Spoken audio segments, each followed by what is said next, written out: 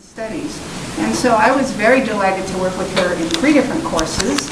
And each of those courses, she tried and succeeded in presenting the most intellectually apt, the most vibrant in terms of her enthusiasm presentations of just about any student I've ever encountered. So I think it's a real treasure that we have in Lindsey Leong. And I'm looking forward to working with her someday. I'll be retiring, but she will be a newly minted PhD professor. So please join me in welcoming Lindsey Leong. Woo!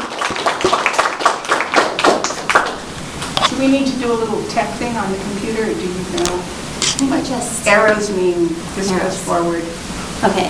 If not, I think everyone will bear with me in my tech skills. Okay. Fabulous. Everyone, good afternoon. So I thought that the article that Dr. Ochoa just gave you was really amazing because it really talks about this idea of body image. And so if you know anything about body image, most research on body image focuses on a couple things: young women, rich women, and white women. And by looking at this class, that's not necessarily reflective of the beautiful women we're seeing in this class today.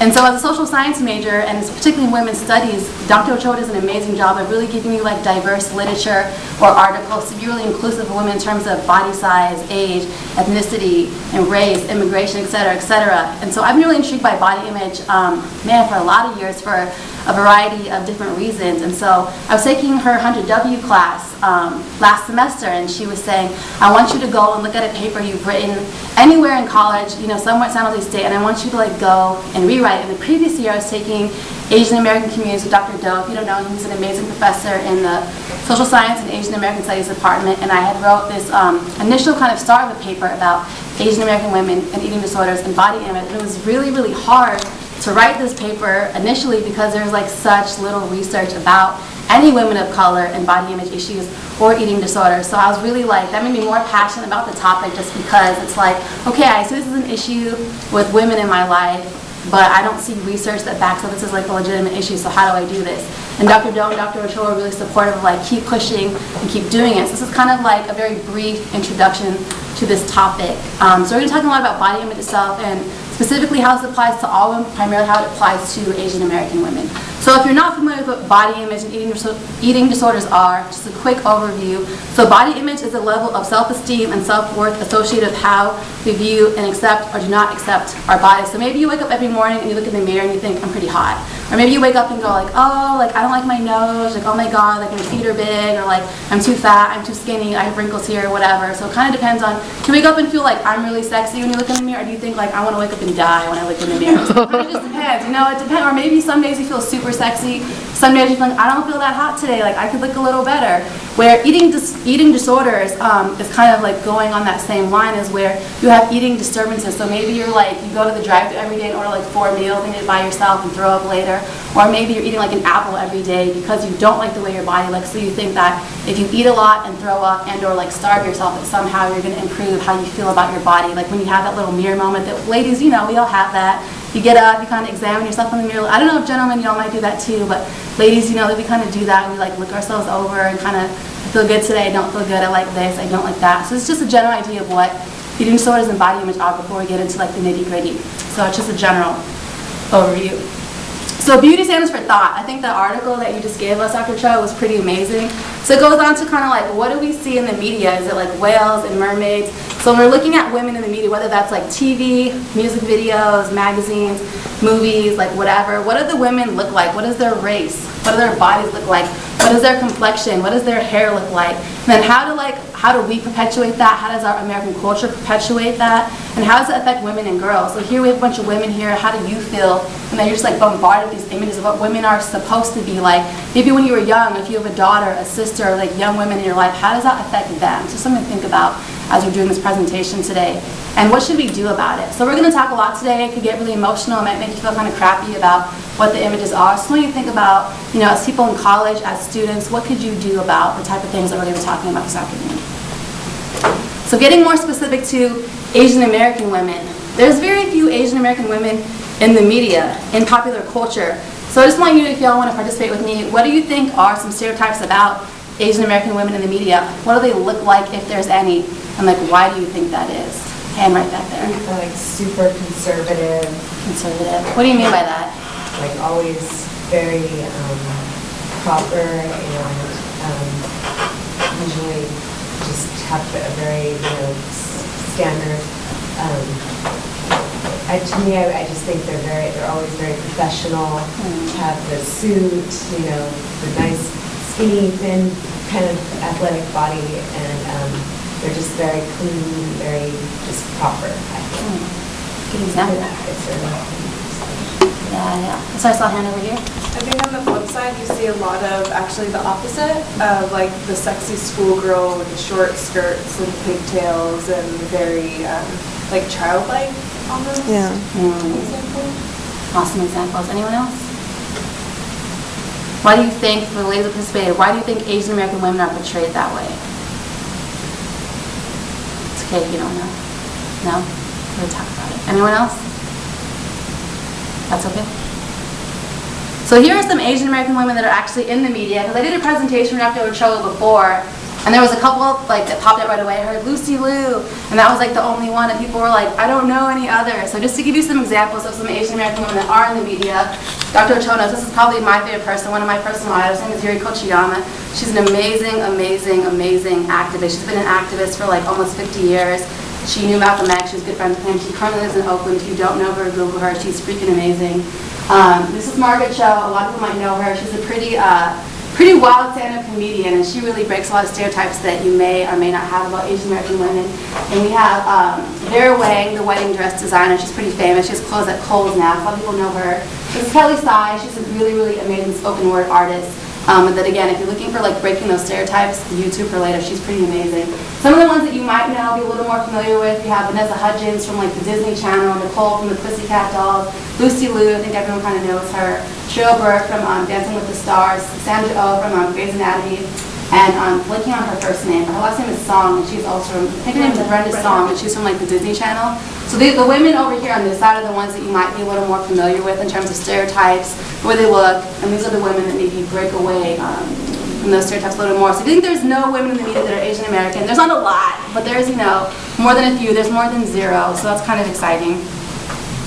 And now we're going to go into the actual presentation, which I call Breaking Myths and Misconceptions, the complexity of addressing Asian American women's body image and eating disorders. And so the pictures that you may see through the presentation include me, some of my friends who are Asian American. I don't have some narcissistic imaging problem. I want to show you my personal Facebook photo album in this presentation. But part of what you're seeing, when I was saying earlier, what do Asian American women look like? They all kind of look a little bit the same in terms of body shape and hairstyle, and that's kind of boring and not really accurate of any women. And so about a year ago when I first did this presentation, I approached a bunch of my girlfriends and I was like, okay, here's what I'm doing. Would you be super weirded out if I put a picture of you in my presentation to show that Asian American women do not all look the same by far? And they were all like, hell yeah, please do it. We want to really break these stereotypes. So if you see photos throughout the presentation, it's not because I'm in love with myself and just wanting to look at me. It's because I'm just trying to show that it's a very diverse range of what Asian American women look like. So that's why there's personal photos in the presentation.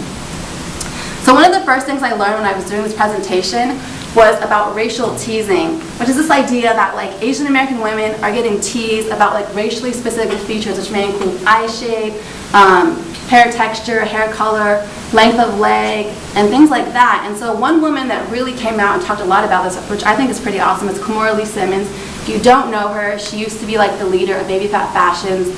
Reality TV, she's married to Russell Simmons. She's kind of famous for being a comedian figure. She's half Asian American and half African American, and she grew up in an all-white town in Missouri. And I guess when she was growing up, she got called the Chinky Giraffe because she was 6 feet tall and she was 10 years old. And she's half Asian American, so she has very Asian American facial features. So she totally got made fun of for the way she looked. And this is an idea that Asian American women may be having body image issues, not because they're worried of being fat, or white women may be worried about being overweight.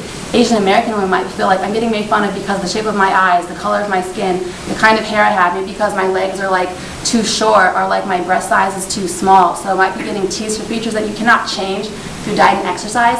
That might make some women feel get in the mirror and be I don't feel that sexy today. And Kimora Lee Simmons is someone I thought was a really cool example because she kind of flipped that around. People totally made fun of her for how she looked, and now she's pretty famous for being a model, for being pretty beautiful, but growing up she definitely was made fun of for those like racially specific features that through diet and exercise she could not change the way she couldn't change her height, she couldn't change the way her face looked, she couldn't change her, racial or ethnic background. And so that was one thing that she ended up, she talks a lot about in a book she wrote, that she had pretty good self-esteem growing up, but another woman in her position who is Asian American might have had the opposite and might start feeling really unhappy with how they look because of getting teased for those kind of features. So I thought that was really interesting and really sad. Another thing that's going on is, if anyone's not familiar with this picture, super freaks me out, is like this eyelid surgery where apparently according to like surgeons, Asian American women are like missing a fold in our eye. So like somehow our eyes are like different than everyone else's eyes. So the cosmetic industry has kind of like said that the reason that this surgery where like Asian American women may choose to like, just explain this a little more. So this is how this woman looked before, very lovely, but apparently she felt like her eyes didn't open wide enough. She had a surgery where like they cut into your eye to give you another fold. So she went from this to this, and this is lovely too, but what's wrong with how this looks? So this is one of the most popular cosmetic surgeries in the world. This is a very, very huge in Korea, which is actually the #1 plastic surgery capital of the world. And most women that are going to Korea for surgery are Asian and or Asian American, and they want this surgery because somehow there's something wrong with how Asian and Asian American women's eyes look. So they want someone to cut into their eye to make it open a little wider. So what's been going on is like the cosmetic surgery industry has racialized the procedure. So I read this one article that was really disturbing. It was basically saying like that Asian American women were like missing a fold on our eyes. So like apparently we cannot apply eye makeup correctly. Like somehow we're flawed, that we can't apply eye makeup. So I was like my friend here, this lovely white woman filming for me. So like because of that, we can have this cosmetic surgery, and then after we have the surgery, we're gonna look so awake and so amazing. We put eye makeup on, it's gonna look pretty hot because before that, it just doesn't look right. So instead of like cosmetic surgeons saying like, I'm just providing a procedure that women are asking me for, it became like super racial. So instead of saying, you know what, women in Korea, they wanna have the surgery and I'm a surgeon, I'll give it to them. It became like super like weirded out about race. Instead of just being open, hey, I'll like do what people pay me for, it had to become really racial. Like no, these women have like inferior features. So like for them to become like, a full woman, a full like human being and put on makeup, where they're gonna have like eye surgery. So it's really weird how the cosmetic surgery industry is kind of preying on the insecurities of maybe being teased about like the racial eye features. The cosmetic surgery industry is kind of like promoting that by saying that like, oh yeah, because like something's wrong with their eyes, we're just like providing services. So they're kind of like coupling with possible body image issues, and because it costs a lot of money to have this surgery, and can you imagine someone cutting on your eye? It's like, what if they mess up? Well, that's a separate issue. But you know what I mean? So the cosmetic surgery industry is really preying on that vulnerability of Asian American women having body image issues by trying to get a lot of women to have this surgery. And I've actually, I had a student at Leong College last summer, and she was born in Korea, and she grew up in the Cupertino area, and she is now 18 years old and has not had the surgery, but I remember asking her about it, and I was like, you're from Korea, like, what do you think? And she said to me, it was very normal for her. She goes, you know what, I think it's a personal choice. It's like my mom and my aunt had this surgery, and she's like, I would never have it, but I said, well, because she's really pro being Korean American, she's really active in the Asian American activist community. I said, well, what do you think about that? Like, does that offend you? And she's like, no, like, I just think it's a choice. Like, I choose not to have it, but a lot of women in my life, or where I grew up, like, they all just do it. So you know how, like, here in the United States, kind of like, maybe at like 16, you might get like your driver's license, that's kind of like normal. She kind of said it, like, it was just, that's just what people do, women just like cut into their eyes to get like eyelid surgery, and I was really kind of unsettled by how like normal that was for her in her life. And it's not a criticism, but because so many women in her life had done it, she kind of didn't bat an eyelash that like, oh yeah, like I don't want to do it, but like if I wanted to, like my mom would pay for it. And I was like, oh wow, that just really kind of took me by surprise. Beautiful young girl, and already by 18 possibly thinking if she wants a surgery, her mom would like pay for her to go to Korea and let them cut into her eyes. So just something to think about. Another thing that's going on is most research on body image, again, it focuses on, does anyone know the name of this white model here? I know she's kind of famous. Does anybody know? Miller? Marissa Miller, thank you very much. Okay, so a lot of the research I've done about eating disorders and body image say that like everybody wants to look like this, like Marissa Miller, and she's very lovely and that's cool. She's thin, she's white, she's young, she's blonde. Apparently this is the epitome of what beautiful is. in America, according to like our culture and according to most research on body image. So like one of the reasons is for women of color, not just Asian American women, they're saying, well, everyone wants to look like her, and if you don't have symptoms that say you want to look like this woman right here, therefore you have no possibility of having eating disorders or you have no body image issues. But there was a pilot study, which is like super new and very under-researched, saying that for most Asian American women, they probably don't want to look like Marissa Miller. They're more bombarded with stereotypes of like this unknown. If you just type in Google, type in Asian American women images, you get crap like this, like women in lingerie, like porno sites, you know. So this is just like a random Google search for an Asian American woman. I don't even think she's a model. I don't know who she is. But the idea is that for Asian American women, it might not so much be that you want to look like Marissa Miller. It might be like, here's an image of an Asian American woman. She's tan, she has really long dark hair, she's super thin, she doesn't have any curves, her breasts are like not super small, but she's not like a double D cup. So the idea that's going on here is that Asian American women are bombarded with two things. A, this idea that in America, everyone should want to look like Marissa Miller, and B, that the expectation from other people is, as an Asian American woman, you should look like the woman in the other picture. So it's kind of this idea that like, you're never going to look white, but everyone thinks you should look like the woman over here. Meaning like, if you're not really tan, if you don't have long dark hair, if you don't have a body like hers, therefore you're not, quote, beautiful by these like stereotypical standards of what Asian American women should look like. I thought that was really intriguing because my mom's actually very white and blonde. She does not look like the woman here. My father's very Chinese. This is how it turns out. So I thought this was really interesting because I was just intrigued by like, okay, so my mom's blonde, but I told her I don't look blonde like my mom. I don't look like Marissa Miller, but then again, like my younger sister's adopted and she's full Asian American. She looks a little bit more like the model chick in the picture than I do, and so I kind of relate to that as far as like, it's very schizophrenic. So I'm never going to be blonde like my mom, but then again, most Asian American women by stereotypes are not my size in terms of height and weight, and so I thought that was really interesting that there's all these stereotypes about what we should look like and what we should look like as women, particularly as Asian American women. I'm never going to be like 5'2", I'm like a size 2. I'm not going to get darker than this. You know what I mean? I do have long straight hair. I do have my dad's face. But you know, this is these like very schizophrenic beauty standards. And I totally related to that research and felt like that was so true because how are you get bombarded where for Asian American women, there's no way to like, you could dye your hair blonde, but you're not going to be her. But depending on what you look like, who says that Asian American women only look like this random Google search? So I just thought that was so interesting that, you know, for myself, I related to not so much now in my 20s, but being a teenager and kind of feeling that like awkwardness. I grew up in a mostly predominantly white community, going to a predominantly white high school. Not a lot of Asian American, you know, peers there, but the ones who were there fit the stereotype image a little more. So it's kind of like, I don't look like any of the girls in my high school, you know what I mean? So it is that awkwardness, and I think that's something I really like to explore more is those really conflicting beauty standards because you can't be both, but society is telling you that you should be both, or at least one. So I thought that was really interesting. So what can we do? This is, you know, like I said, this is an emotional topic. What should we be doing about it?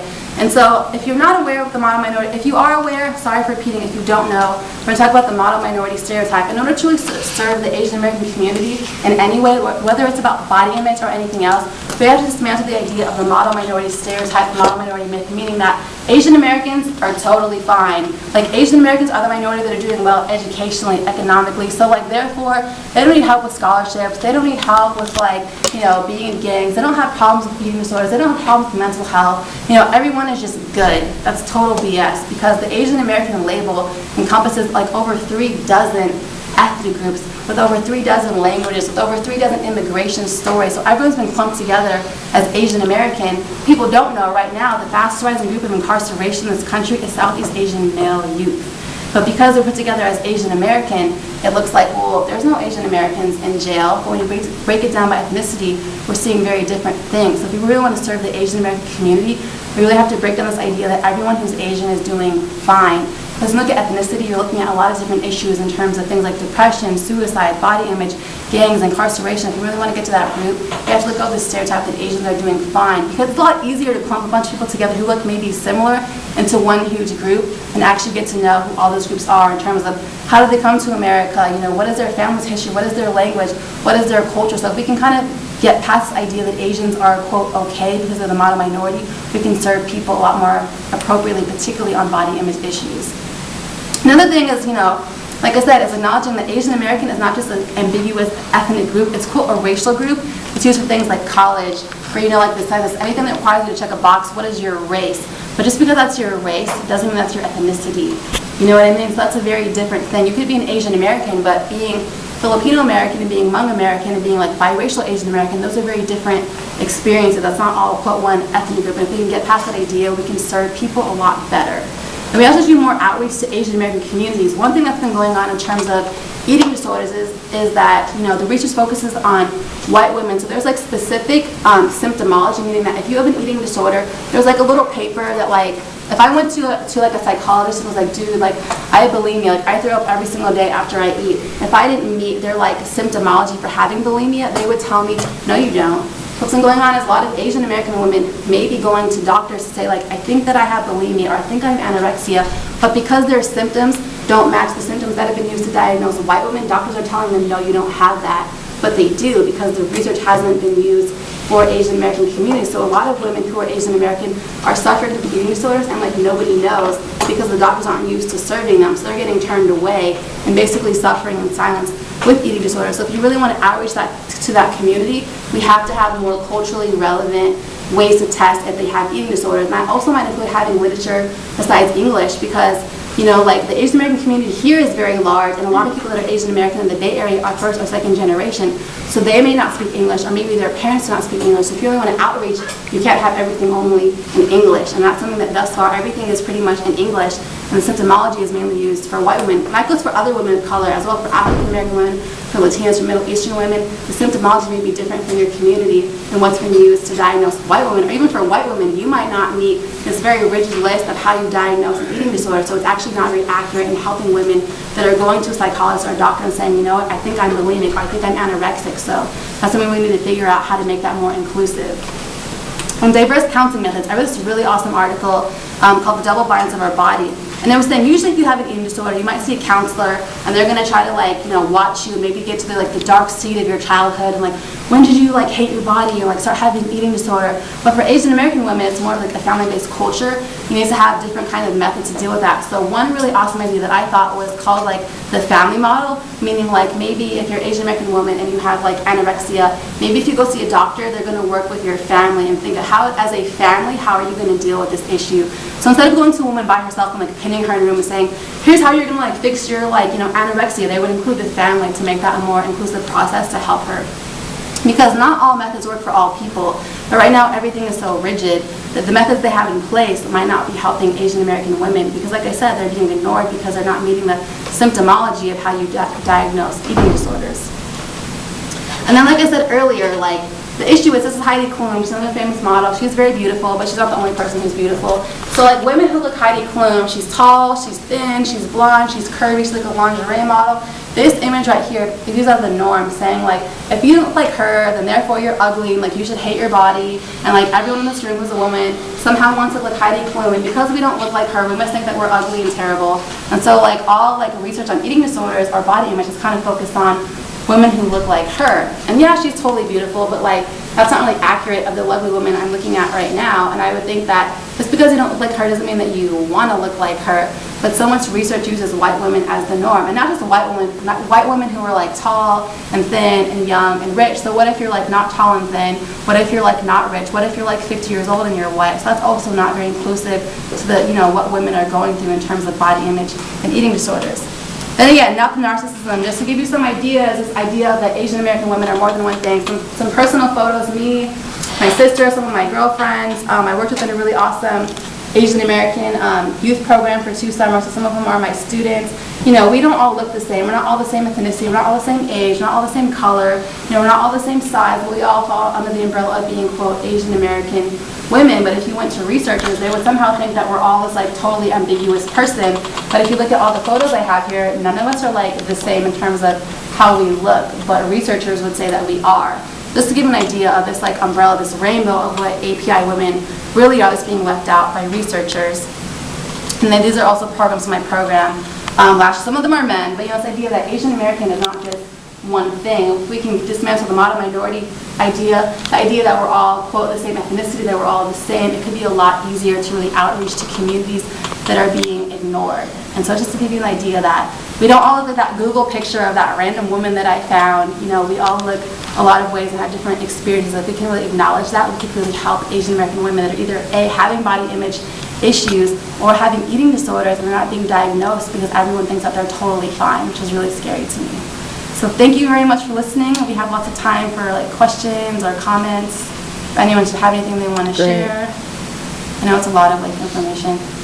You talked about having a specific set of criteria for all different races or ethnicities. What would be for Asian American women?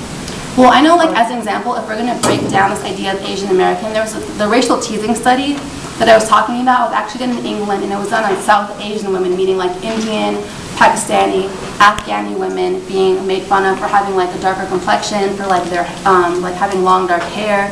So if we're going to do it for Asian American women, it really involved things like, it needs to be done in